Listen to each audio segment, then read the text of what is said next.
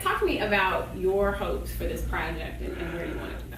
Well, as a filmmaker, and doing films for networks and stuff, we're always looking for that one serious project, that one, I guess you could call it a legacy project, that when you're done, you're remembered by this one film. From Inmate to Mayor, I feel, is that project for me. It is. It's like Tommy was saying, we know how a mayor becomes an inmate, but we don't know how an inmate becomes a mayor. That was just fascinating to me. So when I met the mayor, and I saw his book, and I read his book, and I'm speaking with him, and it's like, how did you overcome this? It was very captivating to me. So as a filmmaker, part of my job is to take a story and build on this story, and then it's released out to the world. So From Inmate to Mayor was just a remarkable story to me. It's a true story, and it's a story of hope.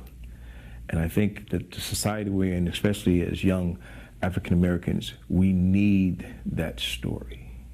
Is this going to be like a major motion picture? Is it independent? Is there a studio behind it? Well, it starts off as an independent, and then what happens is we get the major studios involved, and I don't think that will be a problem because of the story in itself. It's almost like my job and Tommy's job is a little easy because the story just tells itself. And we was wondering, is this going to be a film? Could this be a series? Because the mayor has so many stories through his life that we was even thinking series. But it starts off as an independent with a network. We're shopping to a network such as the HBO, the Stars, and then we get them involved, and then it becomes the motion picture. Just kind of tell me about how you came to be involved in the project and kind of where we are with things, where this is all going, and what you're hoping to accomplish. I got involved with this project with my business partner and producing partner, Chris Donaldson. Said, listen, I had a great experience. I met this cat who was an inmate, and now he's mayor. He wrote this book. I'm like, hold on. Most folk I know start off mayor, and now they're inmates. And now you're telling me that this guy actually overcame all the bad choices that he made to become triumphant. I thought that was fascinating. I thought it was fascinating for many reasons. Personally, my biological father was in prison most of my life. So I spent most of my life being that kid whose daddy was in prison. So I understand how it feels that, being a prisoner is not only about the stigma of not being trusted, the stigma of making a bad choice, the stigma of being perceived as a bad guy, but it affects everyone who loves you. So I was told, boy, you're gonna be just like your daddy. Boy, you ain't no good, just like your daddy.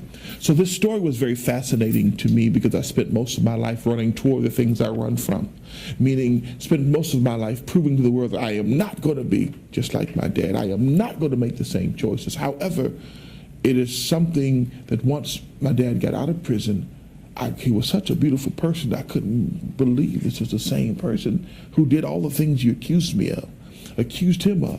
So it was clear to me at an early age that because one makes a bad choice, one makes bad choices doesn't make them bad people necessarily. So this story was very fascinating to me because it's a story about hope. It's a story about never giving up. It was a story that was personal to me because I had to prove to the world that my daddy was a prisoner, that doesn't make me a prisoner. Yes, my daddy was a felon, doesn't make me a felon. And it's the same challenge that I see young men and women having after they get out of prison, to say life is not over, that there is still hope. I work with another organization called Suited for Success. It's a nonprofit organization that when men and women come out of prison, particularly in men in this instance, we've teamed up with like Men's Warehouse. They actually help us give them clothes and suits and train them how to go into interviews and get them dressed and prepared for it. So this is the subject matter itself was very dear and very personal for me.